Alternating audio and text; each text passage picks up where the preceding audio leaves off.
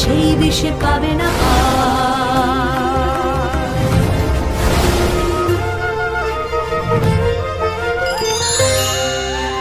ঘোর যুদ্ধে হুঙ্কারে ভাবছি আমি তোকে, কার বিষে করিস বড়াই, কার বিষ দেখি বাঁচায় কাকে। আয়